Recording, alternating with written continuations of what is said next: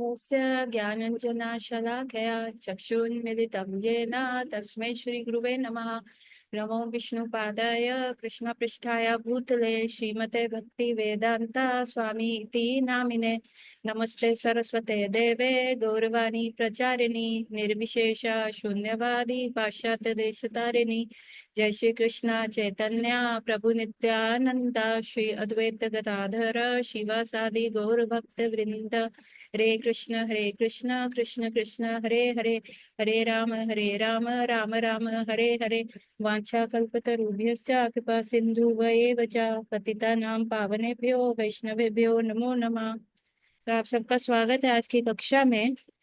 और हम कर रहे हैं तो कृष्ण पूर्ण पुरुषोत्तम भगवान श्री कृष्ण के बारे में, लीला पुरुषोत्तम भगवान।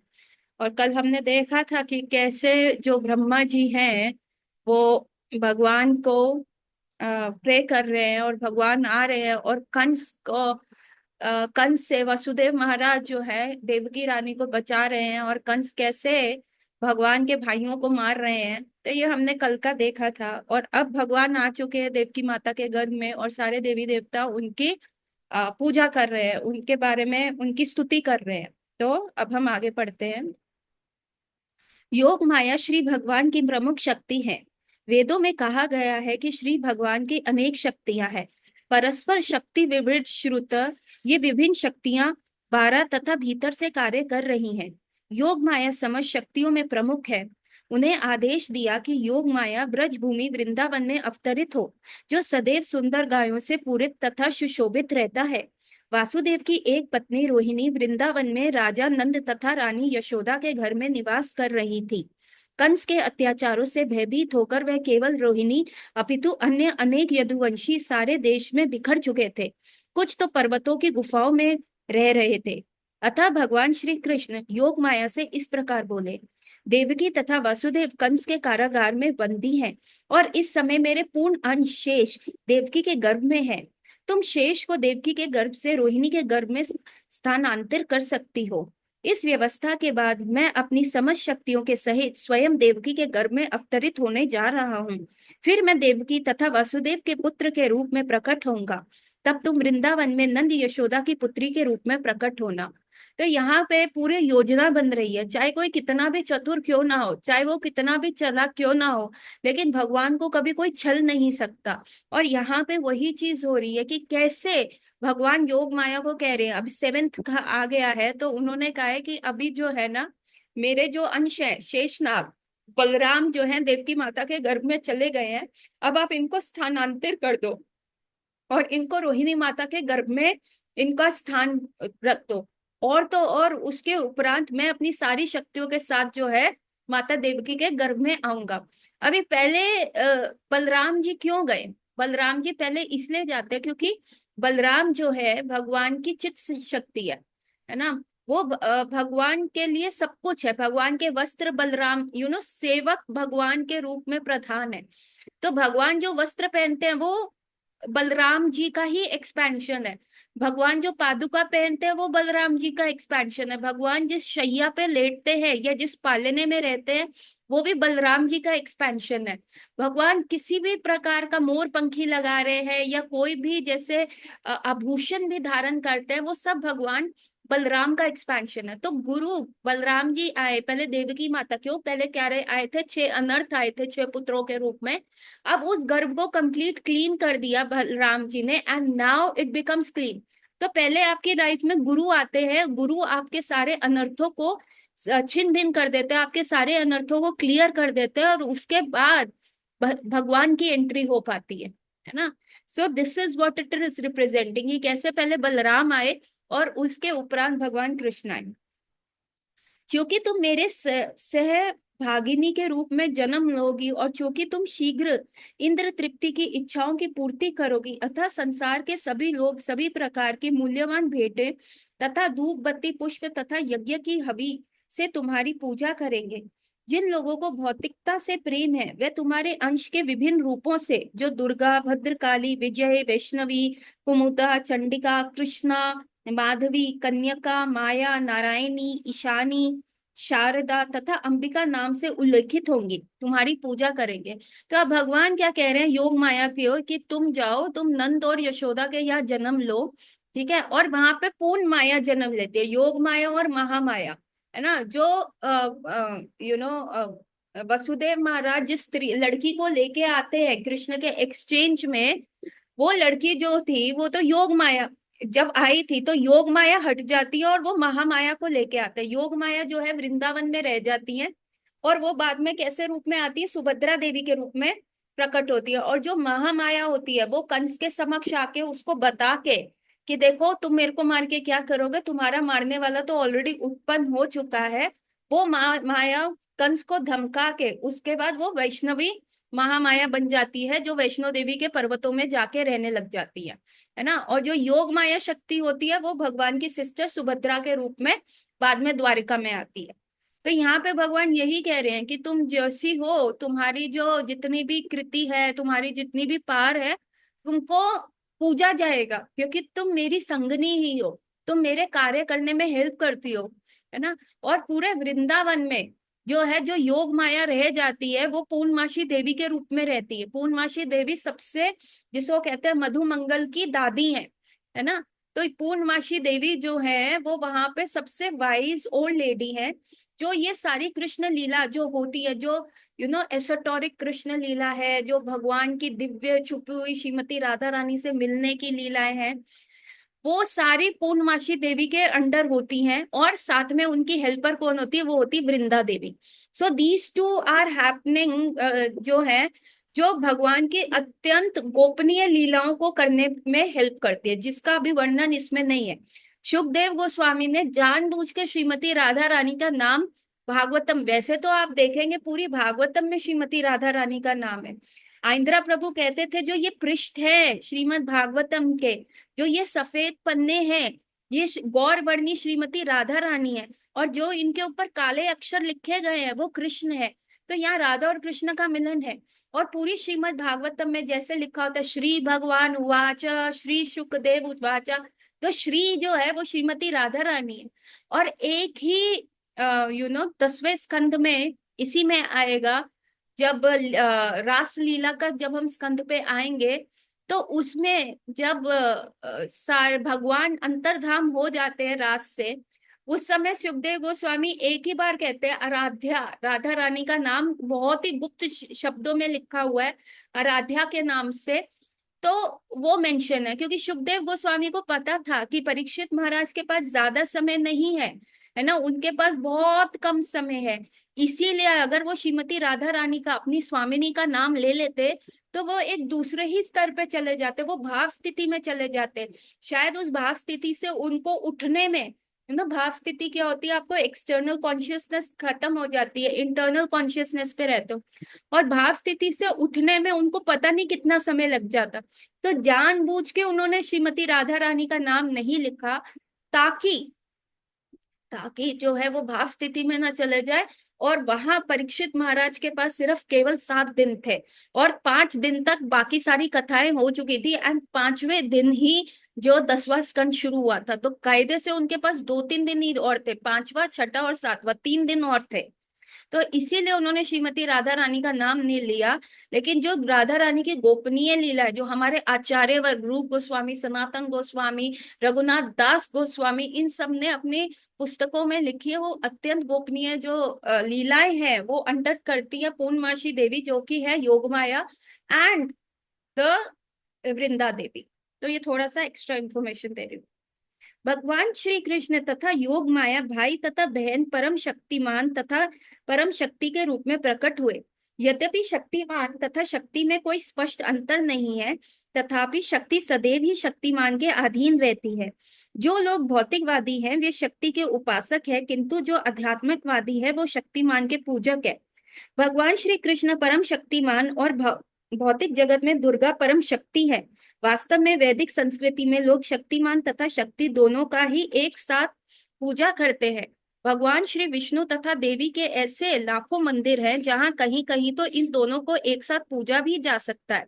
शक्ति दुर्गा अथवा श्री कृष्ण की बहिरंगा शक्ति के उपासकों का सरलता पूर्वक सभी प्रकार से भौतिक सफलताएं प्राप्त हो सकती है, किंतु यदि कोई आध्यात्मिक दृष्टि से ऊपर उठना चाहता है तो उसे कृष्ण चेतना कृष्ण भावामृत के अनुसार शक्तिमान की पूजा करनी चाहिए। यहाँ बताया जा रहा है कि जैसे शक्ति, जैसे अगर मेरे को कुछ भी उठाना है ना, तो मेरी शक्ति लग रही है, ऑल दो शक्ति और मुझ में कोई फर्क नहीं है। सपोज करो अगर मेरे को ये बोतल उठानी है तो ये बोतल उठाने में मेरी शक्ति तो लग रही है, तो ये मेरी ही शक्ति है, मेरे में और मेरी शक्ति में कोई भेद नहीं है इस बोतल उठाने पे। फिर भी ये शक्ति मुझ पे आधारित है, क्योंकि मेरी इच्छा हुई कि मैं शक्ति का यूज करके इस बोतल को यहाँ से बेड से उठा के अपने हाथ में पकड़ूं, तो ये मेरी इच्छा हुई, तो शक्ति जो है शक्तिमान पे आधारित है। लेकिन कई लोग क्या होता है कि शक्ति की ही पूजा करते हैं कि भाई, है ना, क्या कहते हैं, माँ मुरादे पूरी कर दे हलवा बांटूंगे, है ना, क्योंकि उनको लगता है कि वो हमारी सारी इच्छाएं पूर्ण करेगी। लेकिन this is all material conception. लेकिन जिसको आध्यात्मिक कंसेप्शन पे जाना है, जिससे ऊपर जाना है, उसको शक्तिमान की पूजा करनी चाहिए, भगवान कृष्ण की। यहाँ पे शिला प्रभुपाद बहुत सरल शब्दों में ये बता रहे हैं। श्री भगवान ने योग माया से ये भी घोषित किया कि उनका पूर्ण अंश अनंत या शेष देवकी के गर्भ में स्थित है। रोहिणी के गर्भ में बलपूर्वक ले जाए जाने के कारण वे संकर्षण कहलाएंगे और वे समस्त देवी शक्ति या बल के स्रोत होंगे, जिसके द्वारा लोग जीवन का सर्वोच्च आनंद, जिसे रमन कहते हैं, प्राप्त कर सकेंगे। अतः पूर्णांश अनंत अपने अवतार के पश्चात संकर्षण या बलराम नाम से प्रसिद्ध होंगे। तो यहाँ पे भगवान ने कहा क्योंकि वो माता देवकी के गर्भ से माता रोहिणी के गर्भ में जाएंगे, तो संकर्षण, संकर्षण का मतलब होता है डीप अट्रैक्शन, जैसे चुंबक जो होता है लोहे की फाइलिंग्स को अपनी तरफ खींचता है, वैसे ही रोहिणी, ये जो संकर्षण है, उन्होंने रोहिणी माता का गर्भ अपनी तरफ खींचा, तो ये संकर्षण आकर्षण है, और वो इतना आकर्षित करेंगे कि इसलिए इनका नाम संकर्षण होगा। और क्योंकि ये बलपूर्वक उधर जा रहे हैं तो इनमें बल भी बहुत है, तो इनका नाम बलराम भी होगा। तो भगवान पहले ही नामकरण कर रहे हैं। उपनिषदों का कथन है, नाम आत्मा बल ही नहीं लाभ है। तात्पर्य यह है कि कोई परमेश्वर या किसी प्रकार के आत्म साक्षात्कार के परम स्तर को तब तक प्राप्त नहीं कर सकता जब तक बलराम की पर्याप्त कृपा ना हो। बल का अर्थ शारीरिक शक्ति नहीं है, ना ही शारीरिक शक्ति से किसी को आध्यात्मिक सिद्धि मिल सकती है। उसमें आध्यात्मिक शक्ति होनी चाहिए जो बलराम या संकर्षण द्वारा प्रदान की जाती है ना। शारीरिक शक्ति बल नहीं है कि आप जिम जाओ, आप अपना फिटनेस बढ़ाओ, आप अपने डोले शोले बना लो, आप इतना उठा सकते हो। नहीं, ये शक्ति यहाँ पे नहीं बात करी जा रही, ये आध्यात्मिक शक्ति है ना। हमारे लिए सुबह उठना, मंगला आरती में रहना, सुबह ही 16 माला का जप करना, ठाकुर जी की सेवा करना, शुद्धि में रहना, 4 रेगुलेटिव प्रिंसिपल फॉलो करना, अपने आप को कंट्रोल करना कि हम किसी भी हमारे समक्ष कितने प्रलोभन है, हमारे पूरे मोबाइल में कलयुग है, एक एक भी लेटर आप टाइप करके पूरा कलयुग का द्वार खोल सकते हो। तो उससे अपने आप को बचा के रखना। पहले लोग क्या होता था, शर्मो शर्माई में रात को प्रोस्टिट्यूट्स के पास जाते थे कि किसी को पता ना चल जाए, है ना। और या बहुत ऐसी जगह है, ये सारे जो जहाँ पे शराबें बिकती हैं, मदिरालय, और ये सारी जगह में रात को छुपके से क्लब में रात को जाया जाता था ताकि किसी को पता ना चले, बदनामी ना हो। लेकिन आजकल तो मैसेजेस आते हैं, if you want to talk to, मेरे पास कल परसों ही ऐसे फालतू के मैसेज आए हुए थे, if you want to talk to a 40+ man you can just tell us, है ना। You can date a man and then there a Bumble and then there 10, मतलब पता नहीं कैसी कैसी साइट्स हैं, मैं तो नाम भी नहीं पता इन सारा, है ना। और आप पी टाइप करो तो पोर्नोग्राफी खुल जाता है। तो हमें अपने आप को ये आध्यात्मिक बल से ही तो कंट्रोल करना है, यही तो बल है। और ये बल कौन देता है? बलराम जी देते हैं ना। हमारी फैमिली मेंबर्स, यंग पीपल हैं आप लोग, तो फैमिली मेंबर्स भी बोलते हैं अभी ये मत करो, वैसे मत जाओ, वहां मत करो, है ना, अभी मंदिर जाने का एज नहीं है। तो ये आध्यात्मिक बल ही तो मिलता है कि ताकि हम अपनी कृष्ण भावामृत को कंटिन्यू कर सके। सो दिस बल is given by Balram ji. इसमें आध्यात्मिक शक्ति होनी चाहिए जो बलराम या संकर्षण द्वारा प्रदान की जाती है। अनंत या शेष इस शक्ति का स्रोत है। अब इनका नाम अनंत क्यों है? क्योंकि ये भगवान की अनंत सेवाएं करते हैं, उसका कोई अंत नहीं है। और इनका नाम शेष क्यों लिखा जाता है, इनको शेष नाग ही क्यों बोला जाता है?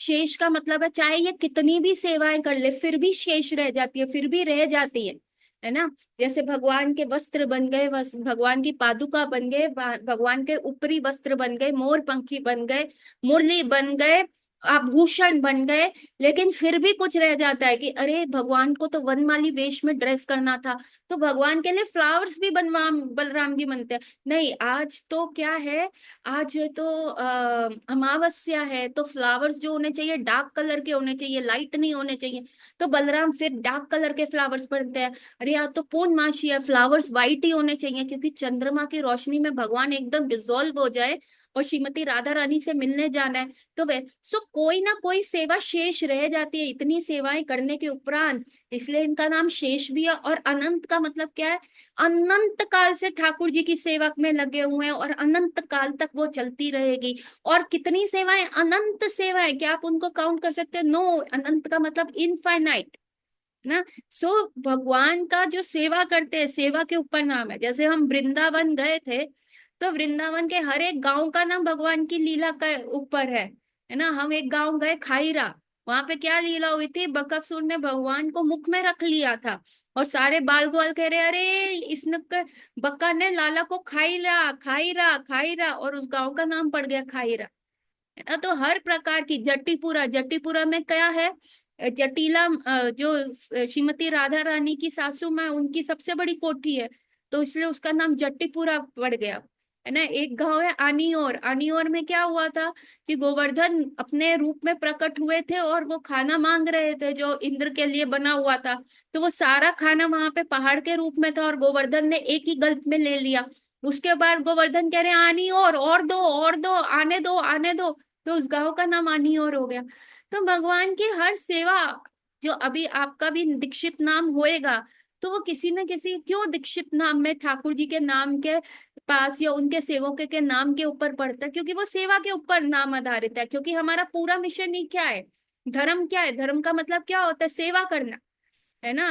धर्म रक्षते रक्षति, पत्नी धर्म, पति धर्म, नेशन के लिए धर्म, धर्म का मतलब क्या है, नेशन की सेवा करना, पत्नी की सेवा करना, पति की सेवा करना, बच्चों की सेवा करना, है ना। सब ठाकुर जी क्या कहते हैं, सर्व धर्म परित्यज्य माम एकम शरणम व्रज, आप सब धर्म त्याग दो, मेरी सेवा करो, क्योंकि दैट इज द इटर्नल रूप है, जीवेरे स्वरूप है कृष्णेरा नित्य दास, है ना। तो जब आपको वो इसीलिए दास लगता है, हमारे नाम जैसे मेरा नाम है सुरेश्वरी भगवती देवी दासी, मतलब दास है, दास अभिमान में जाना है, तो इसीलिए ऐसा नाम मिलता है। तो अनंत, इवन भगवान का नाम कृष्ण क्यों है? क्री का मतलब होता है जैसे जो लोग किसान होते हैं वो सींचते हैं जमीन को, उसमें से वीड्स निकालते हैं, जमीन को खोदा जाता है, तो क्री का मतलब होता है ऐसा। और अण का मतलब होता है आकर्षण करना, जो हमारे हृदय को खींच के इस प्रकार से आकर्षित कर ले, उसका नाम है कृष्ण। सो यहीं पे सारी चीजों, सबके पीछे एक मतलब है। तो बलराम जी का नाम शेष क्यों है, अनंत क्यों है, संकर्षण क्यों है, बलराम क्यों है, तो ये सारी चीजें हमें इस पुस्तक से पता चलती है और हमें ये पता होनी चाहिए। क्योंकि एवरीथिंग क्या है, कृष्णा कॉन्शियसनेस का मतलब ही क्या है कि भगवान सेंटर में हो और हमारी पूरी लाइफ जो है भगवान के इर्द गिर्द घूमे। और वो कैसे इर्द गिर्द घूमेगी, जब हमारा नाम भी उन्हीं के हिसाब से होगा, सेवा के हिसाब से होगा। भौतिक रूप से धारणा करते हैं कि ये शक्ति गुरुत्वाकर्षण कहलाती है, किंतु वास्तव में ये संकर्षण शक्ति का ही प्रदर्शन है। इवन जो ग्रेविटी है, आप बॉल ऊपर फेंकते हो और बॉल नीचे आती है, आप जंप करते हो आप नीचे आते हो, तो ये जो ग्रेविटी है इसको गुरुत्वाकर्षण कहा जाता है। और ये भी भगवान की संकर्षण शक्ति है, बलराम जी की संकर्षण शक्ति है। आप देखते हैं ना, जो शेष नाग है उन्हीं के सर के ऊपर धरती या अनंत सारे 14 प्लानिटरी सिस्टम बिल्कुल राई के दाने के समान रखे हुए हैं, है ना। तो वो कैसे अपने ऑर्बिट में टिके हुए हैं, कैसे वो अपने ऑर्बिट पे घूम रहे हैं, कौन सी शक्ति है जो उनको वहीं पे रखी रखी हुई है, ना एक सेकेंड ज्यादा घूमते हैं ना फ्रैक्शन ऑफ सेकेंड कम, कैसे ये सारी चीजें चल रही है, ये इसीलिए चल रही है क्योंकि ये भगवान बलराम की संकर्षण शक्ति है, ग्रेविटेशनल पुल जिसको आप कहते हैं। बलराम या संकर्षण आध्यात्मिक शक्ति या आदि गुरु भी हैं, बलराम जो है वो आदि गुरु भी हैं। अतः भगवान श्री नित्यानंद प्रभु, जो भगवान बलराम के अवतार भी हैं, आदि गुरु हैं, तथा गुरु भगवान श्री बलराम, जो कि आध्यात्मिक शक्ति प्रदान करने वाले श्री भगवान की परम शक्ति का रूप है, उनका प्रतिनिधि होता है। श्री चैतन्य चरितामृत में इसकी पुष्टि की गई है कि गुरु श्री कृष्ण की कृपा का प्राकट्य है। जब श्री भगवान ने योग माया को इस तरह आदेश दिया तो उनसे उनकी प्रदक्षिणा की और अब उनकी आज्ञा अनुसार वह इस भौतिक जगत में प्रकट हुई। जब श्री भगवान की परम शक्ति योग माया ने शेष को देवकी के गर्भ से रोहिणी के गर्भ में स्थानांतरित किया तो वे दोनों ही योग माया के वश में थी, जिसे योग निद्रा कहते हैं। जब ऐसा हो चुका तो लोगों ने समझा कि देवकी के सातवां गर्भ विनष्ट हो गया। इस तरह यद्यपि बलराम देवकी के पुत्र रूप में अवतरित हुए, किंतु रोहिणी के गर्भ में स्थानांतरित किए जाने के कारण उनके पुत्र कहलाए। इस व्यवस्था के बाद आप अपने निष्काम भक्तों की रक्षा करने के लिए वे सदा तत्पर रहने वाले भगवान श्री कृष्ण ने अपनी पूर्ण अचिंत्य शक्ति सहित संपूर्ण सृष्टि के स्वामी के रूप में वासुदेव के मन में प्रवेश किया। इस प्रसंग में ये ज्ञातव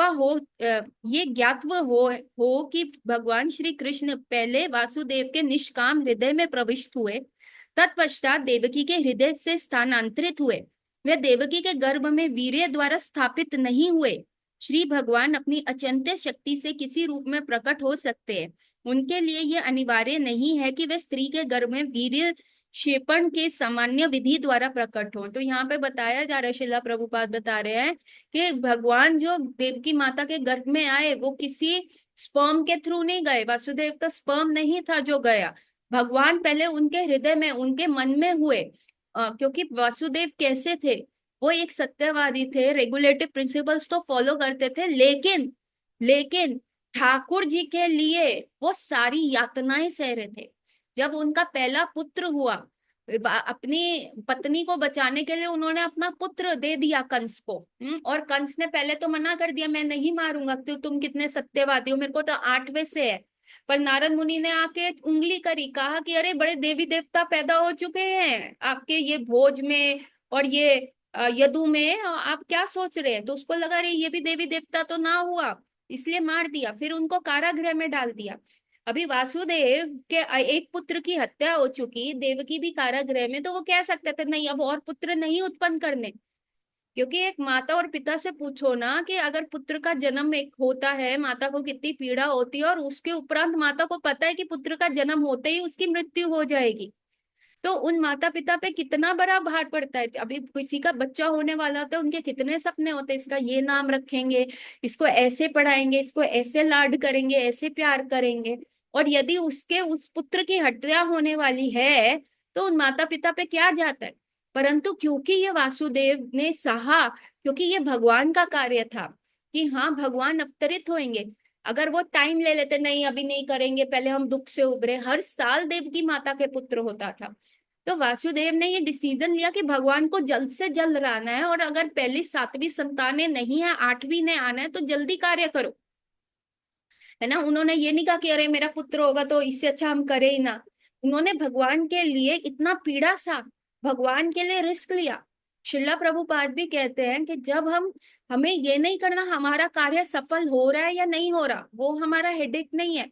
मेटीरियल वर्ल्ड में आप चाहे कितना भी कार्य करो, कितनी भी मेहनत करो, लेकिन आपकी सफलता का जो रिजल्ट है वो उस पर निर्भर करता है आप कितने सक्सेसफुल हुए, है ना। तब लोग आपकी वाहवाही करते हैं, आपके कार्य को कोई नहीं देखता। अभी क्या देखते, सचिन तेंदुलकर तो ब्रांड नेम देखते हैं, लेकिन पीछे उसने क्या मेहनत किया वो नहीं देखेंगे, है ना। जितने सारे आजकल फेमस सेलिब्रिटीज है या फेमस कुछ सिंगर्स हैं, वो जिस पेडिस्टल पे पहुंच चुके हैं, वो तो हम कहते हैं वाह कितना ऊपर पहुंच गया, कितना लकी है। लेकिन उसको उस बनने में कितने साल का रियाज, कितने साल का मेहनत, कितने साल का क्या क्या लगा, वो कोई नहीं देखता, है ना।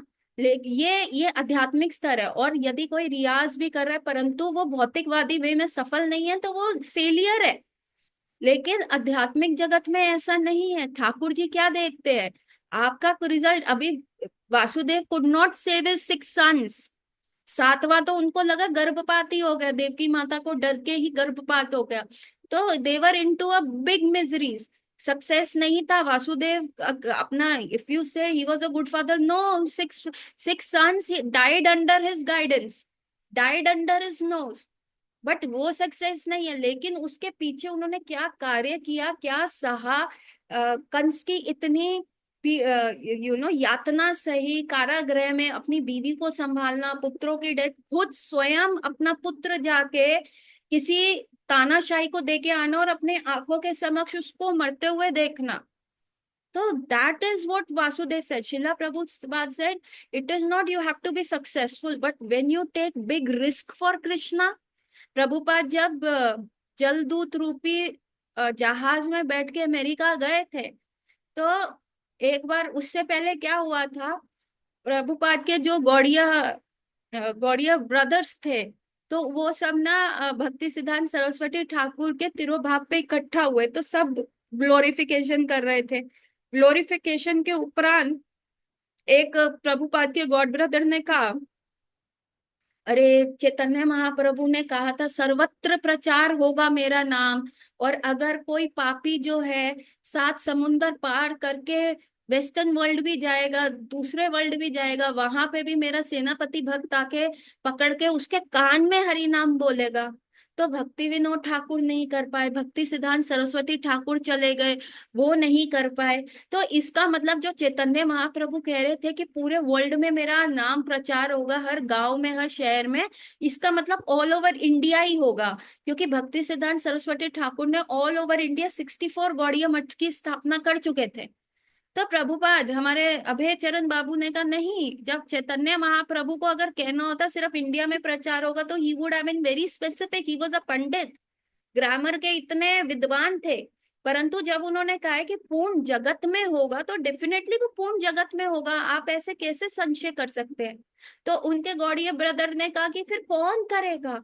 तो प्रभुपाद वो कन्विंस, वो एक एक सीढ़ी उतरते हुए कह रहे थे उनके तरफ, एक होगा कोई मूर्ख व्यक्ति, डेफिनेटली एक मूर्ख व्यक्ति होगा जिसको अपने गुरु के शब्दों में, चैतन्य महाप्रभु के शब्दों में पूर्ण विश्वास होगा, पूर्ण कन्विक्शन होगा, वो प्रचार करेगा। Because Shila Prabhupada had that conviction, जल दूत में बैठ के विद इतने सारे 2-3 हार्ट अटैक्स लेते हुए 70 साल की आयु में गए। उनको नहीं था कि, उनको पता था कि यूरोप में नहीं प्रचार हो पाया तो चलो अमेरिका में जाएंगे, है तो वो भी पाश्चात्य देश, वहां पे प्रचार करेंगे। प्रभुपाद वाज ट्राइंग, लेकिन उनका ये नहीं था मैं सक्सेसफुल हूं या नहीं, पर कृष्णा के लिए रिस्क लिया। So therefore Krishna becomes, you can capture Krishna, you can capture, Vasudev took that risk for Krishna, है ना। बाद में भी उन्होंने रिस्क लिया, अपनी सत्यता छोड़ी। जब कृष्ण प्रकट हुए तो कृष्ण ने वसुदेव महाराज को कहा कि तुम चलो मेरे को नंदगांव ले जाओ, वहां पे नंद बाबा के यहाँ छोड़ाओ।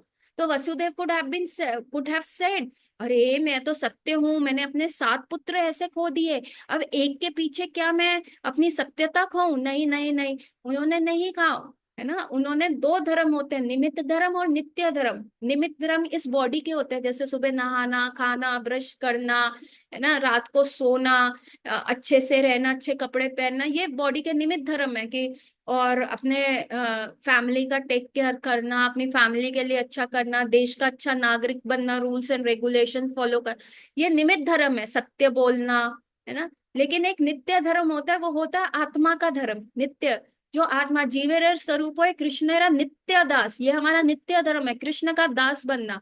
तो जब निमित्त और नित्य में से चुनने का बारी आता है, तो नित्य धर्म को वसुदेव ने चुना, युधिष्ठिर महाराज नहीं चुन पाए। जब कृष्ण बोलते रहे बैटलफील्ड में, अरे युधिष्ठिर तुम बोल दो अश्वत्थामा मर गया, अश्वत्थामा मर गया, ताकि ये जो दुर्योधन का ये गुरु है, क्या नाम था उसका, द्रोणाचार्य, यह अपने अस्त्र छोड़ दे, नहीं तो हमारी सेना खत्म हो जाएगी। लेकिन तब भी युधिष्ठिर महाराज ने नित्य धर्म ना चुन के निमित्त धर्म, मैं सत्यवादी हूँ, मैं कभी झूठ नहीं बोल सकता, वो चुना। पर वसुदेव महाराज chose his nitya dharma, so therefore Krishna came to his heart, है ना। ऐसे जो रिस्क लेते हैं ठाकुर जी के लिए, उनके हृदय में कृष्ण आते हैं। और वही, it was not a sperm going and meeting and over the proper reproduction cycle of भगवान टेकिंग बर्थ, नो, भगवान वसुदेव महाराज के हृदय में आए और उन्हीं के हृदय से स्थानांतरित होके देवकी मैया के हृदय में गए और फिर उनके गर्भ में प्रवेश किए। जब वसुदेव श्री भगवान को अपने हृदय में धारण किए हुए थे तो वह उस देदीप्यमान सूर्य की भांति लग रहे थे, दीप्तिमान सूर्य के लग रहे थे, जिसकी प्रखर किरणें सीधा असह्य होती है और सामान्य जनों को झुलसाने वाली होती हैं। वसुदेव के शुद्ध निष्काम हृदय में स्थित श्री भगवान का रूप श्री कृष्ण के आदि रूप से भिन्न नहीं है कहीं भी, और विशेष रूप से हृदय के भीतर श्री कृष्ण के रूप का उदय धाम कहलाता है। धाम से श्री कृष्ण ने केवल रूप का ही नहीं अपितु उनके नाम, गुण तथा साध सम्मान का भी बोध होता है। ये सब एक साथ प्रकट होते हैं, तो वो प्रॉपर भगवान कृष्ण के रूप में आए। It was not a partial expansion like परमात्मा कमिंग, है ना, कोई पूर्ण कृष्ण आए अपने सारे वेशभूषा के साथ, अपने धाम के साथ, अपने सारे आभूषणों के साथ प्रकट हुए और गुणों के साथ। इस प्रकार श्री भगवान का शाश्वत रूप अपनी पूर्णता शक्ति समेत वासुदेव के हृदय में देवकी के मन में उस तरह स्थानांतरित हुआ जिस प्रकार अस्त होते हुए सूर्य की किरणें पूर्ण से उदय होने वाले पूर्ण चंद्रमा में चली जाती हैं। इस प्रकार भगवान श्री कृष्ण वसुदेव के शरीर में, देवकी के शरीर में सामान्य जीव के किसी परिस्थितियों के बिना ही प्रविष्ट हुए, क्योंकि श्री कृष्ण वहां थे। अतः ये समझना चाहिए कि उनके सारे पूर्ण अंश तथा नारायण तथा सभी अवतार तथा यथा नरसिंहावरा इत्यादि उनके साथ साथ थे। उन पर इस जगत की परिस्थितियां काम नहीं कर रही थी। इस प्रकार देवकी उन श्री भगवान का निवास स्थान बन गई जो अद्वितीय है और सारी सृष्टि के कारण है। यद्यपि देवकी परम सत्य का निवास स्थान बन गई, किंतु कंस के घर के भीतर रहने के कारण वे शमित अग्नि या दुरुपयुक्त विद्या की भांति दिखाई पड़ रही थी। जब अग्नि किसी पात्र में रखी जाती है या किसी बंद घड़े में रखी जाती है तो अग्नि की प्रकाशमान किरणें नहीं दिखती। उसी प्रकार से वह दुरुपयुक्त ज्ञान जिससे सामान्य जनता को लाभ नहीं पहुंचता प्रशंसित नहीं होता। इस प्रकार देवकी कंस के महल के कारागार की दीवालों के भीतर रखी गई, जिसमें कोई भी उनके दिव्य सौंदर्य को देख नहीं सकता, जो उनके गर्भ में श्री भगवान के आने से उत्पन्न हुआ। तो आप देखते हैं कि भगवान जो है देवकी के हृदय में आ गए और उसके बाद उनके गर्भ में आए और उनके साथ सारी उनकी जो सारी शक्तियां थी वो भी आ गई। उनके सारे जितने भी अवतार थे वो माता देवकी के गर्भ में आ गए और देवती माता उस इतनी सुंदर लग रही थी क्योंकि भगवान आ चुके थे। अच्छा, इसमें ये है कि अब यहाँ पे बोला गया है कि किसी भी परिस्थिति के हिसाब से नहीं हुआ। तो एक्चुअली क्या हुआ था कि जब संकर्षण माता देवती के गर्भ में थे तो उस समय क्या हो गया था, उनका पूरा 9 मंथ कंप्लीट हो चुका था जब भगवान बलराम देवकी माता के गर्भ में थे। लेकिन 9 ऐसा होता है कि 9 मंथ्स प्लस 1 वीक के ऊपर बेबी आता है। 37 वीक्स पे बेबी बॉर्न होता है, ऐसा मेडिकल बुक्स में लिखा है।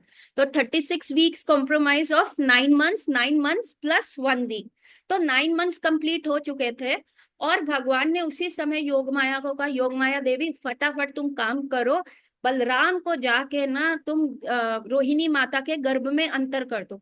तो जैसे ही हो गया। अब क्या था, 1 हफ्ता रह गया था, मतलब उनका डिलीवरी में 36 वीक्स हो गए थे, पर बलराम जी तो उनका गर्भ छोड़ दिए, गर्भ एकदम फ्लैट स्टमक हो गया। तो सारे कहने लगे कि क्या हो गया। अगले ही दिन भगवान वसुदेव के हृदय में आए, वसुदेव के हृदय से देवकी माता के हृदय में गए और देवकी माता के हृदय से उनके गर्भ में चले गए। और फिर उनका गर्भ जो था पूरा 9 मंथ्स जितना हो गया, पूरा 9 मंथ्स जितना, 9 मंथ्स 1 2 डे जितना हो गया। और जो वो 36 37 वीक पे उनको बलराम जी को डिलीवर करना था, उस 37 वीक पे उन्होंने कृष्ण को डिलीवर किया। तो बलराम जी और कृष्ण में कितना आयु का कितना भेद है, सिर्फ 1 हफ्ते का। आप अभी भी देखेंगे जन्माष्टमी अभी क्या है, जिस दिन राखी है उस दिन बलराम जयंती है, इस बार 28 को पड़ रही है, और 28 के 1 हफ्ता उपरांत कौन है, हमारे कृष्ण भगवान जन्म ले रहे हैं, जन्माष्टमी है। तो बलराम जी और कृष्ण की एज में 1 हफ्ते का गैप था। So this is very important to know. It was humanly impossible कि स्पर्म ट्रांसफर हो, ओवा बने और 9 मंथ्स का, नो नो नो, 9 मंथ्स का कोई प्रोसेस नहीं हुआ। बलराम जी वहां 9 मंथ्स रहे, सब काम किया उन्होंने, घर को प्रॉपर क्लीन क्लीन कर दिया, सारे अनर्थ निवृत्ति सब हो चुका था। जो 6 पहले बालक आए थे वो 6 अनर्थ थे, सब अनर्थ निवृत्ति हो चुका था, सब हो गया।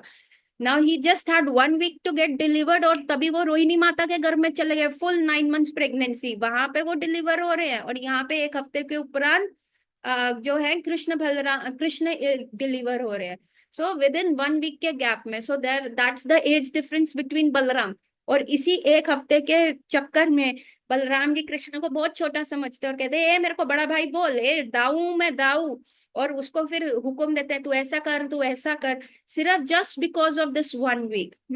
और देवकी मैया जब भगवान उनके हृदय में आए तो इतनी सुंदर लग रही थी, इतनी सुंदर लग रही थी, परंतु उनको देखने वाला क्यों ही नहीं, क्योंकि वो कारागृह के भीतर थी।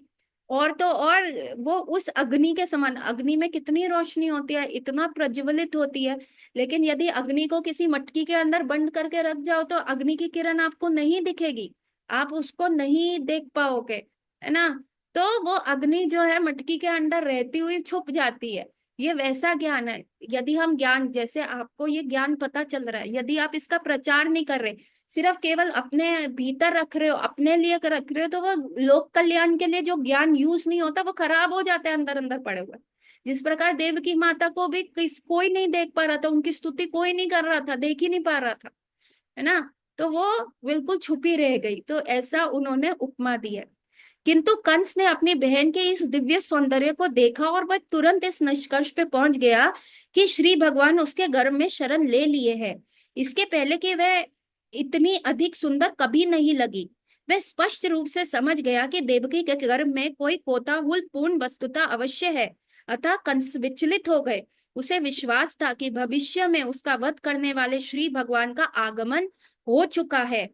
कंस सोचने लगा, अब देवकी का क्या किया जाए। उसके घर में निश्चित रूप से श्री विष्णु या कृष्ण, अतः यह निश्चित है कि श्री कृष्ण देवताओं के उद्देश्य पूर्ण करने के लिए आ गए हैं।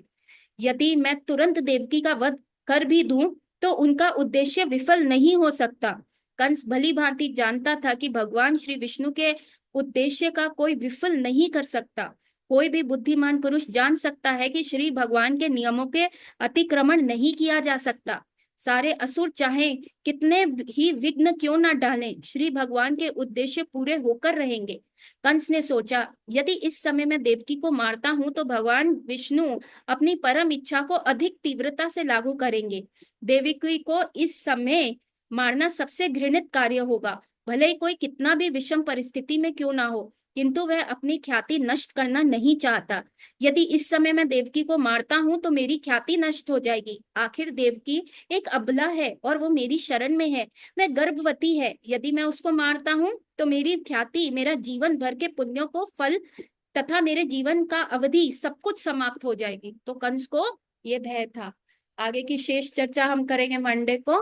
सो गौर रात्रि एवरीवन, हरे कृष्णा। बहुत ही अच्छी पुस्तक है ये, भगवान की लीलाओं का कितना अच्छा आनंद पूर्वक बोध हो रहा है हमें, और कितने सीक्रेट्स पता चल रहे हैं। सो गौर रात्रि everyone, we will meet on Monday. Hare Krishna.